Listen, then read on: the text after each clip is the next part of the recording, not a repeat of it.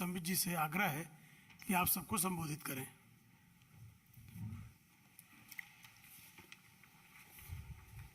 धन्यवाद प्रेम शुक्ला जी, आप सभी का इस प्रेस वार्ता में अभिनंदन है, स्वागत है। बड़ा आश्चर्य का विषय है कि देश के 22 जगहों पर कांग्रेस पार्टी आतंकवाद के विषय में प्रेस कॉन्फ्रेंस कर रही है। जिस पार्टी का नींव तुष्टीकरण का हो और तुष्टीकरण के कारण से जिस प्रकार कांग्रेस पार्टी ने आतंकवाद का साथ दिया है, यह कहना अतिशयोक्ति नहीं होगा जो हमने पुराने समय में भी कहा था कि कांग्रेस का हाथ आतंकवाद के साथ। जहां जहां आतंकवादी गतिविधियां हुई हैं हिंदुस्तान में, किस प्रकार तुष्टीकरण के राजनीति के कारण कांग्रेस पार्टी ने वहां आतंकवादियों का और आतंकवाद का साथ और समर्थन किया है, यह सूची बहुत लंबी है। और इस सूची में अगर सर्वप्रथम किसी उदाहरण को मुझे आपके समक्ष रखना होगा तो वो कांग्रेस की वर्तमान अध्यक्षा आदरणीय सोनिया जी जिस प्रकार फूट फूट कर रो पड़ी थी, बाटला हाउस एनकाउंटर में आतंकवादियों के लाश को देखकर स्वयं उनके मंत्री सलमान खुर्शीद ने बताया था, इसका विवरण दिया था सलमान खुर्शीद ने कि सोनिया गांधी 3 रात तक सो नहीं पाई थी और वो रोती रही थी। किस लिए रोई थी? क्योंकि आतंकवादी मारे गए थे। दुख होता है कि इस पूरे प्रक्रिया में कांग्रेस पार्टी ने जिसने हिंदुस्तान में आतंकवादी गतिविधियों को बढ़ाने के लिए एक आइडियोलॉजिकल प्लेफील्ड का काम किया, जिसने लोगों के मन मस्तिष्क के अंदर देश के विरोध में धर्म को लेकर एक उन्माद पैदा किया, उस आतंकवादी जाकिर नायक के साथ स्वयं सोनिया गांधी खड़ी थी, क्योंकि उनके पति राजीव गांधी के नाम पे डोनेशन लिया सोनिया गांधी जी ने। इशरत जहान को कौन भूल सकता है? लश्कर तैयबा LET ने इशरत जहान को अपना स्लीपर सेल का एक यूनिट बताया। LET ने उसे आतंकवादी बताया, किंतु सोनिया जी के कहने पर तमाम कांग्रेस पार्टी उसे इनोसेंट, उसे बेकसूर बताती रही। और भारतीय जनता के उस समय गुजरात के मुख्यमंत्री और उस समय गृह मंत्री आदरणीय अमित शाह जी के ऊपर जिस प्रकार का हमला कांग्रेस पार्टी करती थी, वो हमने देखा है। उस समय इशरत जहां के सामने खड़े रहना, इशरत जहां के साथ खड़े रहना, उसके नाम पर एक एम्बुलेंस भी चलाया था, शहीद इशरत जहान एम्बुलेंस सर्विस। ये तो कांग्रेस पार्टी के कारनामे हैं। और आतंकवाद को लेकर वो 22 स्थानों पर प्रेस कॉन्फ्रेंस करने की हिम्मत रखती है। यासीन मलिक, कश्मीर फाइल्स के माध्यम से वो नृशंस दृश्य जिसमें यासीन मलिक खुद बंदूक उठा करके बेगुनाह लोगों की हत्या करता है, और आपको याद होगा केवल हत्या ही नहीं करता है, प्रेस कॉन्फ्रेंस करके और साक्षात्कार अर्थात इंटरव्यू के माध्यम से कहता है कि yes I have killed Indians, मैंने हिंदुस्तानियों का अपने हाथ से खून किया है।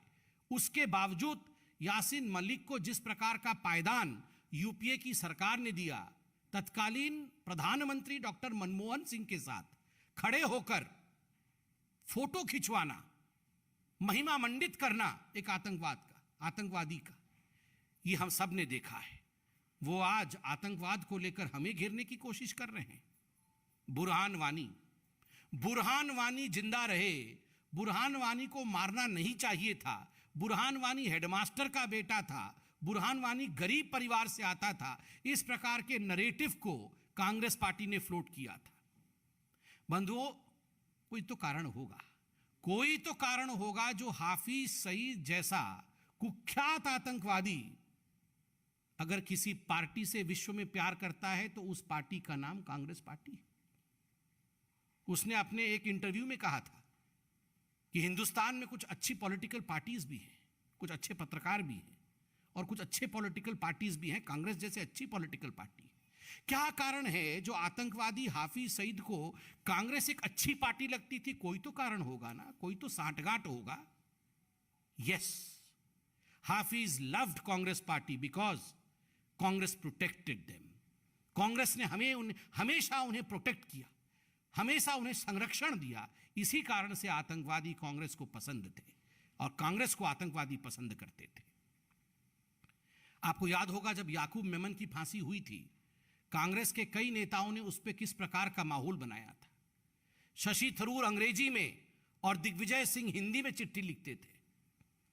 शशि थरूर और दिग्विजय सिंह ने जिस प्रकार का माहौल बनाया था कि याकूब मेमन को फांसी नहीं होनी चाहिए, और कांग्रेस पार्टी ने उसे स्टेट स्पॉन्सर्ड टेररिज्म का नाम दिया। स्टेट स्पॉन्सर्ड टेररिज्म था। एक आतंकवादी जिसको तीनों लेयर ऑफ जुडिशियल सिस्टम ने, lower court, high court, supreme court, तीनों में फांसी होती है, जो निहत्थे हिंदुस्तानियों के मौत का जिम्मेदार था, उसके लिए कांग्रेस पार्टी जिस प्रकार से खड़ी थी, स्वाभाविक रूप से यह कहना अतिशयोक्ति नहीं होगा कांग्रेस का हाथ आतंकवादियों के साथ। और जहां तक राहुल गांधी राजकुमार का सवाल है, जिसको अरुण जेटली जी ने बिल्कुल सही कहा था, the clown Prince of the Congress, Rahul Gandhi JNU में जाकर अफजल हम शर्मिंदा हैं, तेरे कातिल जिंदा हैं, हर घर से अफजल निकलेगा, तुम कितने अफजल मारोगे हर घर से अफजल निकलेगा, इस प्रकार के बयानों का समर्थन करने वाले राहुल गांधी आज उन्हें शर्म आनी चाहिए। आज उन्हें अपने गिरेबान में झांकना चाहिए कि आतंकवाद को लेकर आप प्रेस कॉन्फ्रेंस करा रहे हैं।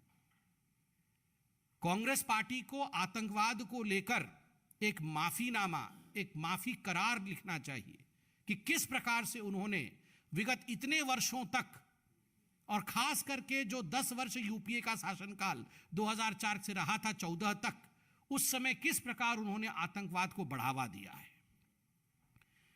बंधुगण, मैं याद दिलाना चाहूंगा कि जहां तक आतंकवाद का सवाल है, आप याद करिए वो 10 साल यूपीए के, उस समय हर एयरपोर्ट में, हर रेलवे स्टेशन में, मेट्रो के सामने अनाउंसमेंट होती थी कि बैठने से पहले आप जांच कर ले आप कहां बैठे हैं, आप देख लें अपने सीट के नीचे कोई बम तो नहीं रखा है।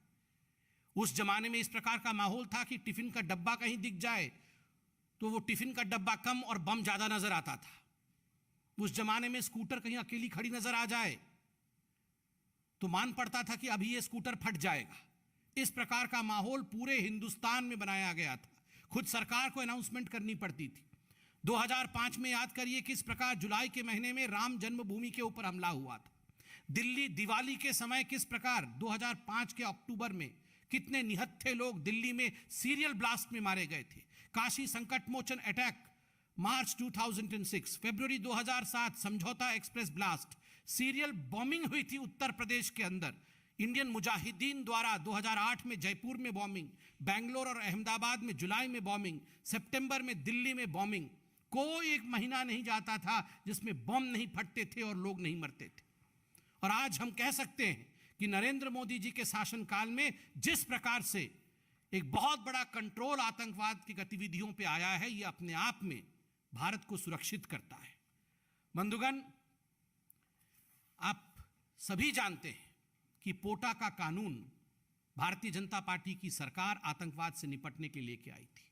पहला काम जो कांग्रेस की यूपीए सरकार ने किया वो निरस्त किया पोटा के कानून को, और आतंकवादियों को भी लगा 10 वर्षों में कि ये हमारी ही सरकार है, हमारी ही सरकार है, लेट्स वर्क टुगेदर।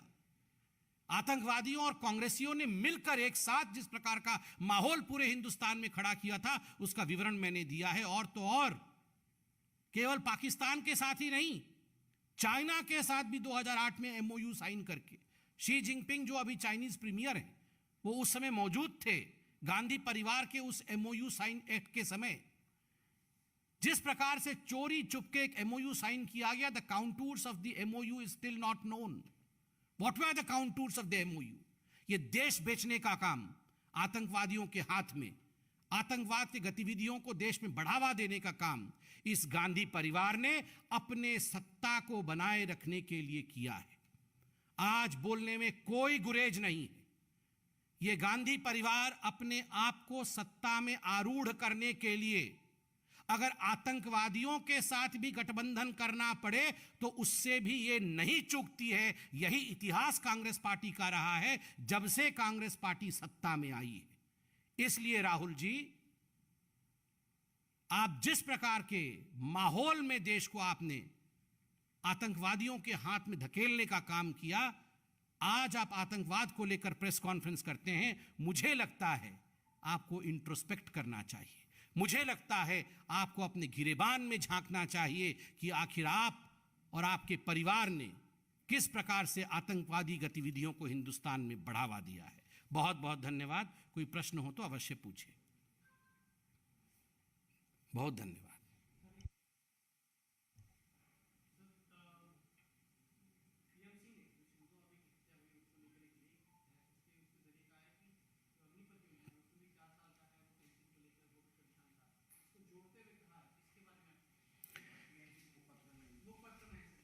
देखिए, मुझे लगता है जापान के पूर्व प्रधानमंत्री जिस प्रकार से उनके ऊपर एक कायराना हमला हुआ और जिस प्रकार से उनकी असैसिनेशन हुई है, ये पूरे विश्व के लिए दुखद विषय है। वो हिंदुस्तान के लिए एक दोस्त थे, वो पूरे विश्व के लिए अच्छी कामनाएं करते थे। मुझे लगता है इस प्रकार छोटी राजनीति करके हमें एक बहुत गंभीर विषय को छोटा करना नहीं चाहिए। बहुत बहुत धन्यवाद।